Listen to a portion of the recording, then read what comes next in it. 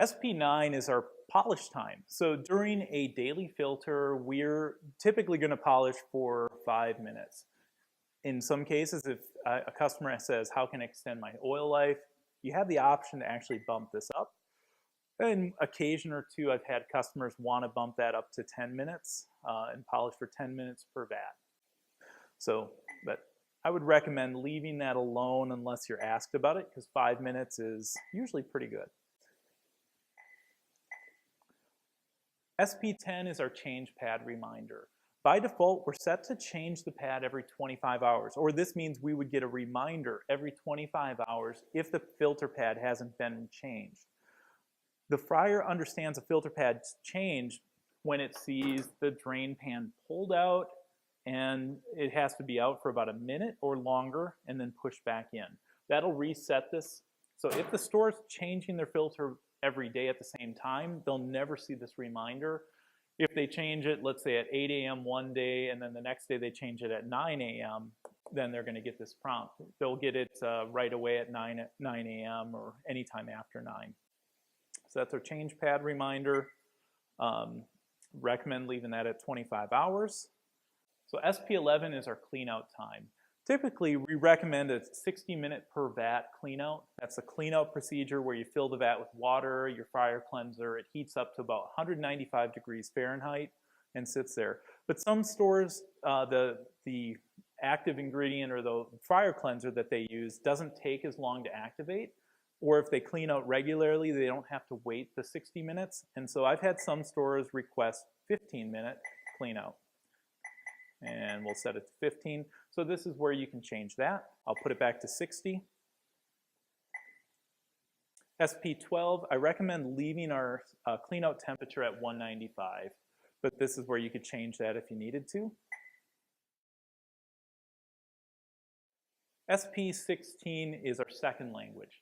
If you want to change that second language by default on my fryer is set up to Spanish, but if I wanted to change a second language, say I'm in Canada and Quebec and I need to change to French, I can put that here. I'll set this back to Spanish. And our second language is set.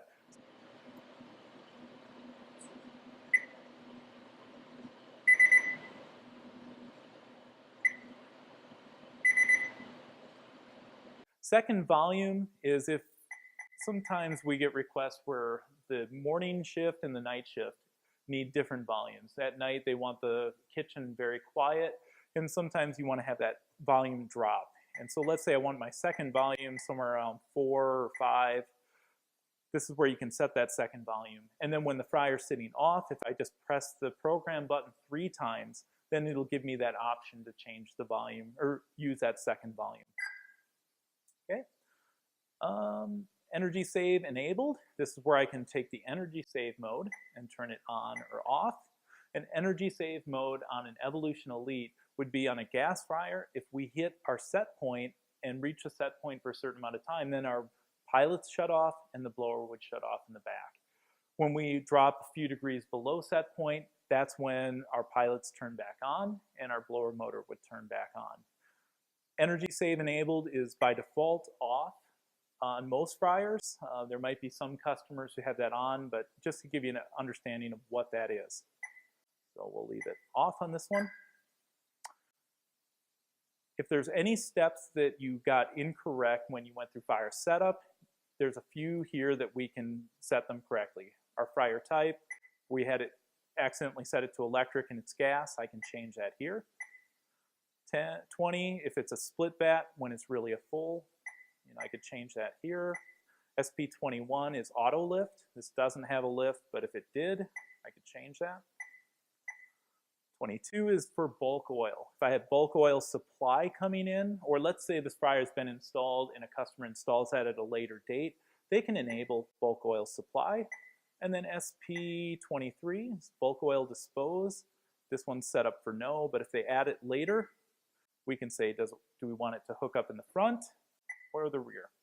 So we'll leave that off because this fryer does not have bulk oil. This is our serial number. It's a second option, a different place you can get your serial number on SP24.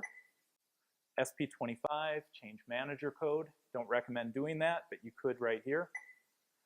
SP26 is our usage code. Again, don't recommend changing that. SP27 is dispose requires a code. Okay. And then SP33 is daily filter lockout. So we can have this fryer set up to say, hey, if you're not going to do your daily filter, the fryer's going to lock out and not allow you to cook until that daily filter's been activated or the daily filters happen. So if we want to turn that on, I can just simply change that to yes. I'll leave it off. SP35 is the time of day we want that daily filter lockout to happen if it's enabled.